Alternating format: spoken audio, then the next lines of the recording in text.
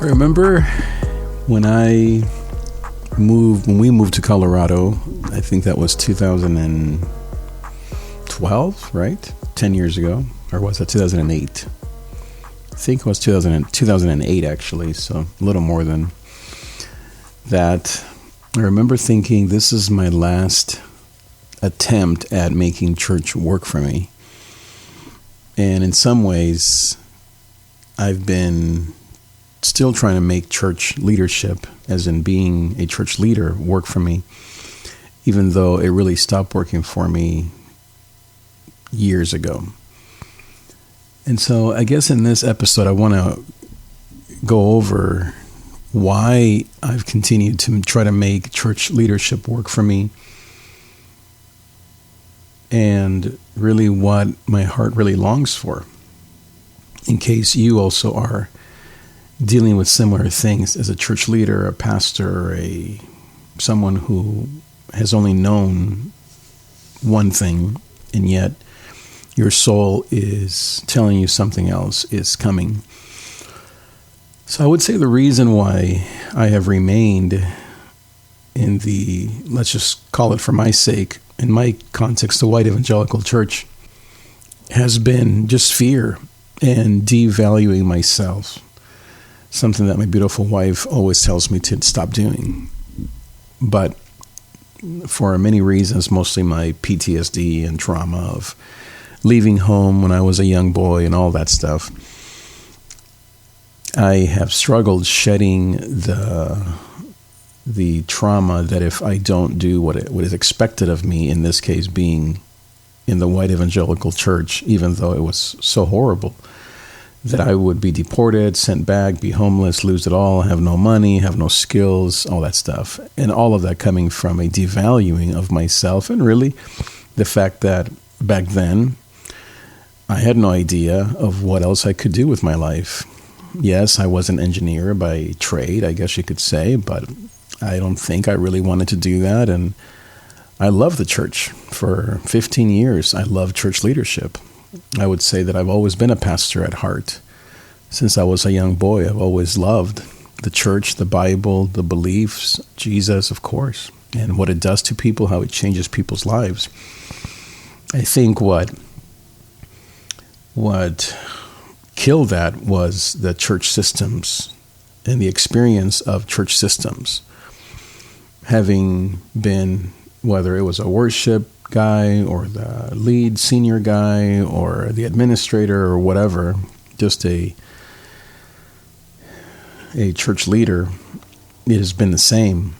Broken systems by broken people, which only brought out my own brokenness and a lot of just pain. And it definitely hurt me and my beautiful wife and our kids. And even as of just last year, it nearly killed me, mentally, emotionally, spiritually. And now, 9 months later or so, I'm just beginning to unglue myself from the unhealth and the horribleness of not only that system, but really 30 years of the church system. And why do I continue to then try to make it work? Just fear. Really not valuing myself for who I really am, thinking that I'm worthless, which is just horrible to say, but that is how I think of myself often. And I thank my friend Ruben, shout out to my friend Ruben, who called me just a few days ago to say, you are highly gifted. Stop devaluing yourself. Stop giving yourself away to just random things and for no reason. And that was really beautiful to hear. He said that he had a friend, a mentor of his, 20 years ago or so, or when he was 20, tell him, stop prostituting yourself to the church. And that's exactly what happened to me. And yes, he's right. I wish someone had told me that. Someone actually did, I must say. Shout out to my beautiful counselor friend, Bruce Brown, who told me, don't let them walk all over you. And my goodness, I wish I had heeded that 20, 30 years ago, because in many ways I have let them walk all over me. I think also my people pleasing is just sometimes gets so horrible where I can't even say no to just random people because I'm afraid of what they'll think of me or disappointing them, because sometimes I feel like I need to still be that same guy, the worship guy, the spiritual leader, and things that I still am. Of course, I'm a musician at heart, but at the end of the day, like my mom always tells me, you can be a man of God no matter where you are, in the church or working at Starbucks or driving Lyft like I did for a week, which was horrible. But I've been afraid, I think mostly financially and perhaps some identity stuff. Yeah, maybe both, but I would say mostly financially, which really comes down to not valuing myself, that I've been afraid to leave the church, to leave the, quote, the safety net, where really I wanted to jump out and tear the whole freaking safety net down years ago, at least 10, 15 years ago, if not even sooner. I love the church. I love what it does. I love Jesus and the Bible, and I love the beliefs and the transformation that come with it, but the systems and the unhealth of driving to grow and driving yourself and your church to sound great, be amazing, all that is exhausting to me. And I've been guilty of it. I've done it to other people. I've been victimized by those feelings. It brings out anger in me and frustration and perfectionism. And not that I'm not blaming the church for that. Those are just my problems. But the stress of maybe knowing that this is not me and yet trying to make that work, kind of the whole round peg in a square hole thing, brings out the worst in me. And I don't want that. I don't want to be upset. I don't want to be feeling resentful. I want to bless people. I want to love people. I want to help them with their spiritual questions, no matter who they are, where they're at, in the church, outside the church. I would often say that I would rather talk to 25 people outside the church because they are more open than those inside the church. Not always. And I would say my current beautiful church is maybe the first time that I've ever felt like the people in the church were honest. And of course, I've been criticized for being a part of my beautiful church that I'm a part of now because, that's these kinds of people and those kinds of people, and you're not that, and you're not this. And whereas, like I said, I think my heart has never felt more pure and more at peace and at ease than in my current church situation, where I'm nothing. I have no title, no money, nothing. I'm no one. I'm just a guy who comes and attends and helps once in a while. And that is great. That's fine with me. But I think that my ideal situation would be to just go to church and love and serve, but really to give my time and I don't know if it's my time, but make my living doing media, podcasting, video courses, IT, music, selling my music, selling my products, helping churches with media, with production, with YouTube and Instagram and all this stuff that I love. Maybe working at a school teaching music, maybe working at a school doing IT and networking stuff.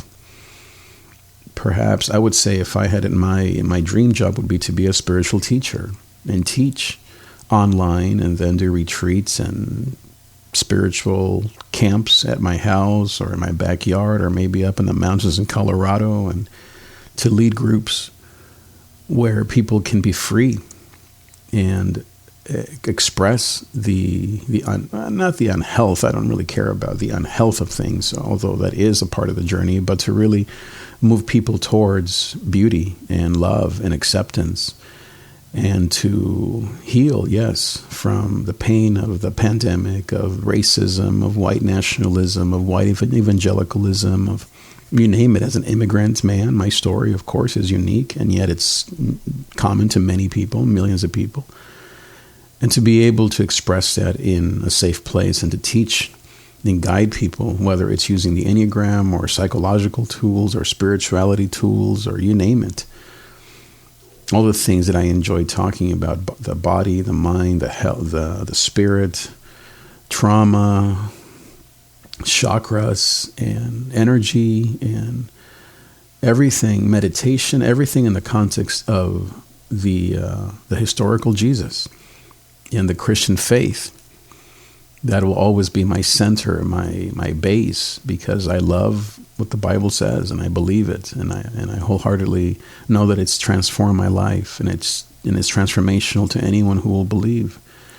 But as I said, it's the systems of church and of maybe even being a church leader that are very unhealthy for me. Just where I'm at this stage of my life after 30 years of full-time ministry in the white evangelical church. And as I said, big shout out to my beautiful church right now, which I would say it's the healthiest church I've ever been a part of. Of course, I mean, there's some similar things that churches do, but I would say it's been the healthiest environment for me in 30, 40 years, maybe since my original church when I was 8, 9 years old. Maybe that's what it reminds me of, perhaps. But I love where I'm at, and I guess maybe the second part of this is the frustration that I now 9 months into this, I still can't make a decent living doing all this stuff. Yeah, just a few bucks here and there. And there have been some opportunities that I've said no to, and some things that may still work in the future, hopefully.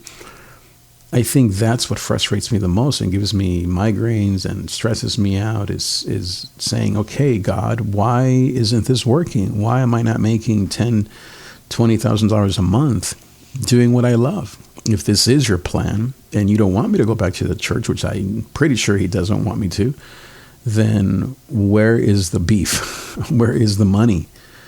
And I could say, if I'm God, meaning if I perceive things from his perspective, I could say, well, look at this and look at that. And there have been opportunities, and I am at work. It's just slow, and it takes a ton of time. So yes, I've seen his hand, no doubt about it.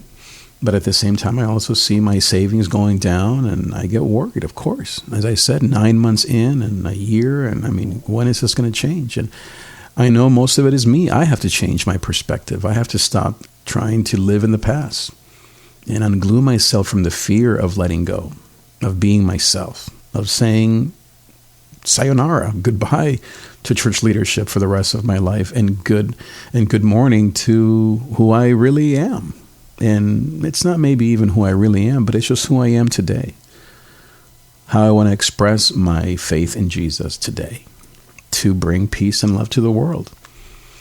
Whether that is podcasting, whether that is my music, producing artists, mentoring millennials, life coaching, spiritual teacher, being all these things that I love to do, media, all those things, IT perhaps, working with young adults all the time, yes, millennials, because that's when I got saved and God changed my life, is during that time. So I want to succeed.